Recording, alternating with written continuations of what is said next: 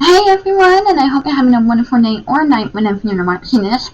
Obviously for me it's nighttime, and it's currently 10:55, and I am back. And the reason why I said that is because I went to Texas, and I'm back. So after we finish the Massachusetts tours, or stories, whatever you guys want to call it, I will be heading to Texas, story-wise. I'm not going back for a while. So yeah, let's get started. The restaurant Rockafellas is not a historical landmark, as it only been operating since 2003. But the building and the houses Rockefellers is worthy of the historical label. Another label has been branded. The building is haunted, but this part of the building's history was news to the owners of the Rockefellers. They obviously knew that they were inheriting names commonly associated with the older buildings. Things that needed their attention, a little TLC. However, they had no idea that among the issues they were going to have to deal with were ghosts. Despite the building's reputation of being haunted, Rockefeller still draws in the locals and tourists alike. The guests of the establishment who become aware of the entities that roam in the restaurant usually do not mind if one of the ghostly inhabitants showing them for a moment or two, my bad. So, what else of the building that houses the Rockefellers? Well, this structure is usually referred to as the Daniel Low Building, but it was originally owned by Salem's First Church. Thus, its purpose upon construction was to become a place of worship. This was the fourth meeting house of Salem's First Church, and was designed by Boston Solomon Willard and Peter Banner. Its new incarnation was built right on top of the three it preceded. Once the building was completed in the year of 1826, the church used the second floor for their services and rented out the first floor for local businesses to help with the cost of owning and operating such a large building. Nearly 500 years later, around 1874, the building was remodeled in the style of the Victorian Gothic. It eventually became home to the jewelry store Daniel Low and Company. Annie! Who acquired the building after Salem's First Church merged with the Unitarian North Church.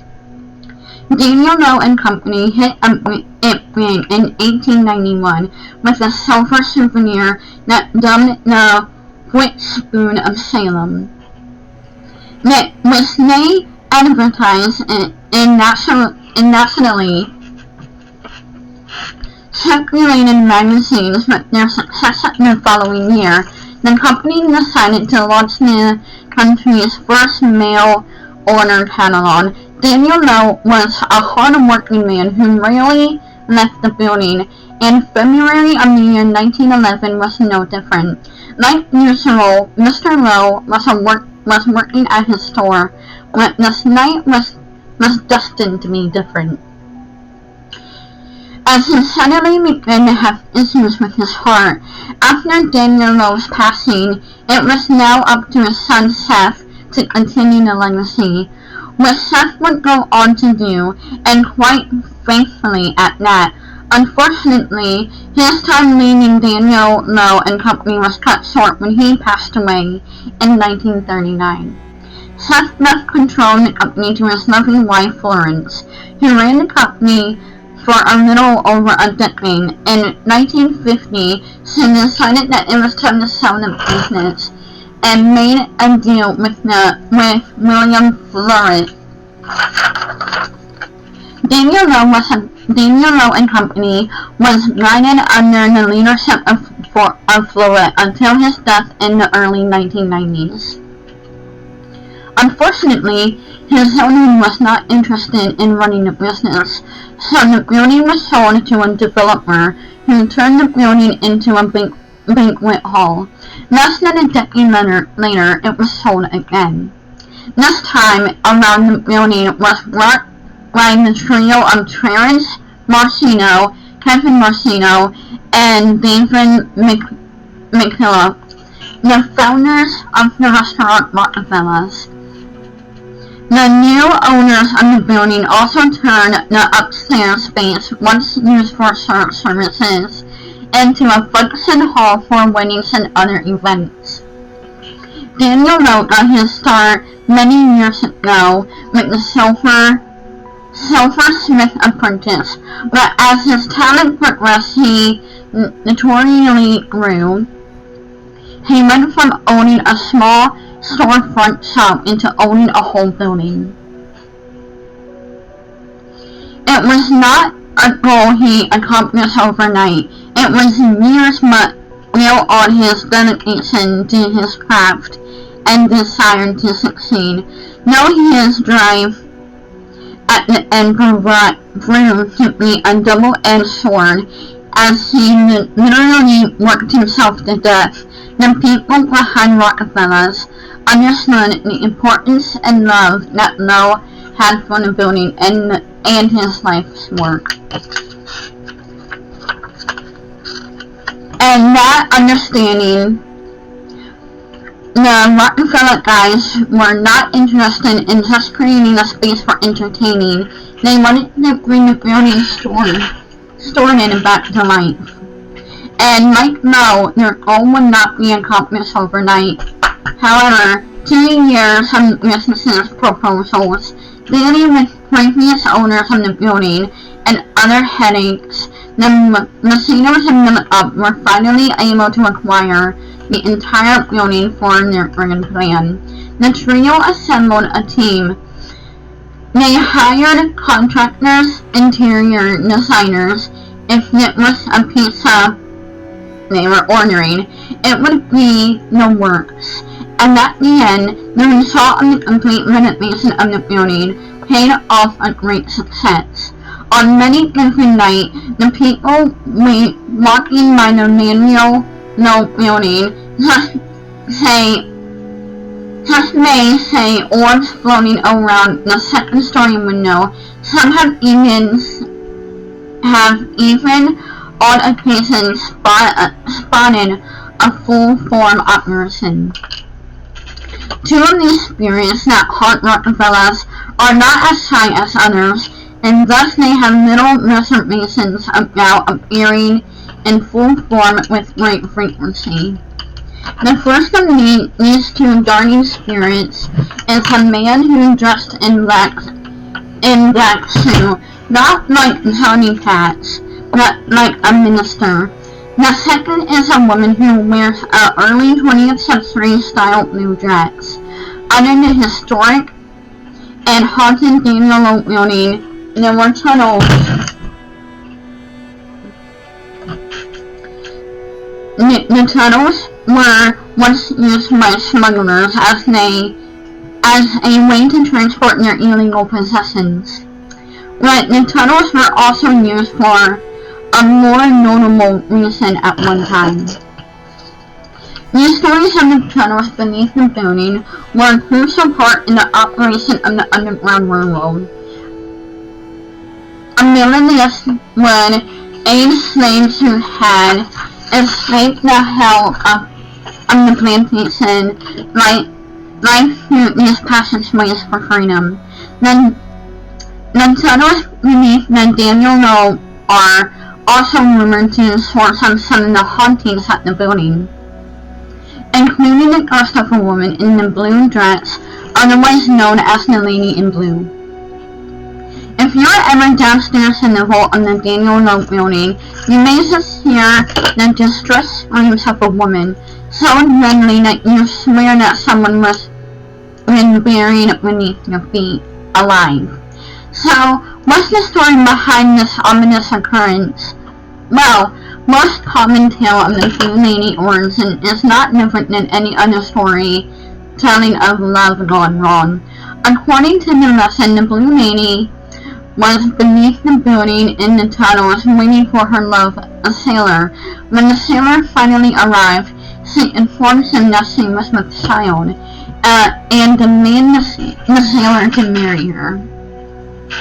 While the woman loved the sailor, he did not feel the same way.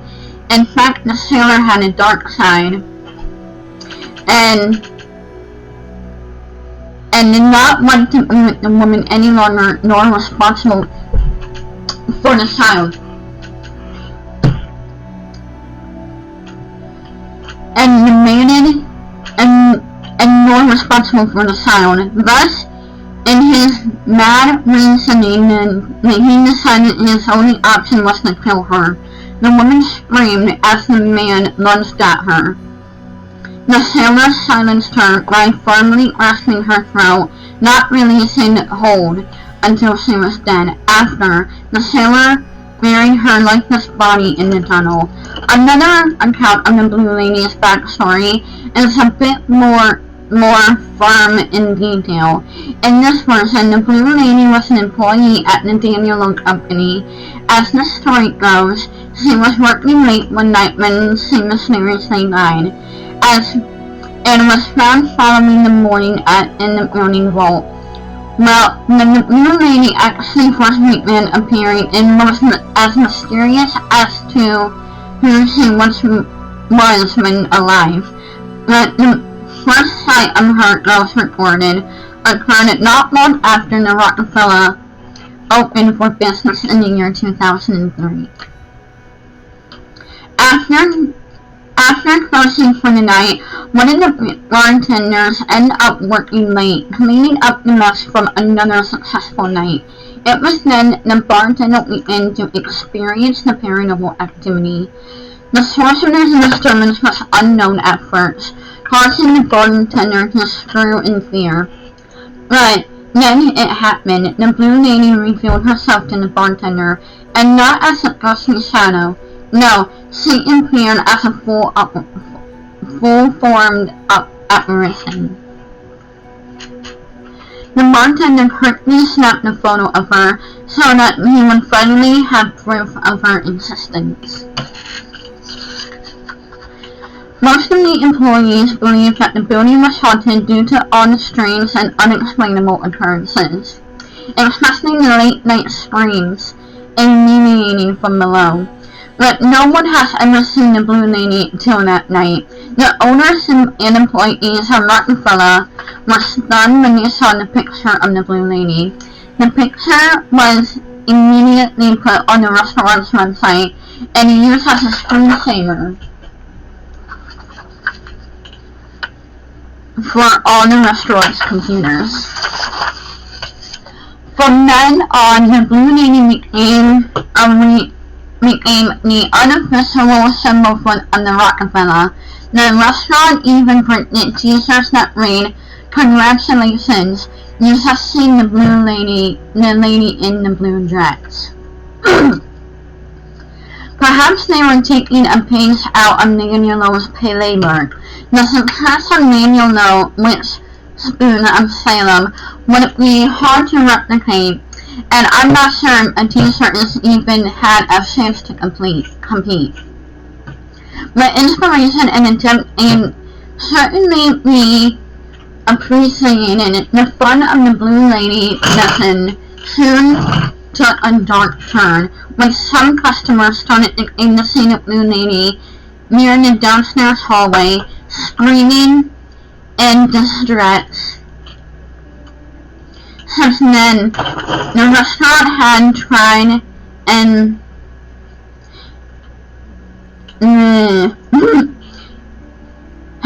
to find the humor once it read, offering specially drinks named after the screaming lady in the blue dress. The other ghosts that is seen at the Rockefeller on a regular basis is the Black Sunni minister. The legend of the minister is a grim tale, which seems to be the case of most of the ghost stories in the witch city of Salem. The minister was said to have been severely neglected and committed suicide on the ground from where the building stands today. Since Rockefellers have opened, the staff and customers alike have occurred with the ghost of the minister. The ghost is usually described as working as wearing a black suit and appearing to be quite somber. One customer who had stopped by the restaurant happened to be a medium. She was successful in reaching out to the Black Sunni minister. But later, when speaking to the owner, Kevin Montesino, about her experience, she told him she was unable to communicate with the ghost as she could not understand what the spirit was attempting to tell her. This was not a typical experience for customers, and the staff members have missed her, as he usually doesn't tolerate the living. Most who encounter him describe him as rude and grumpy.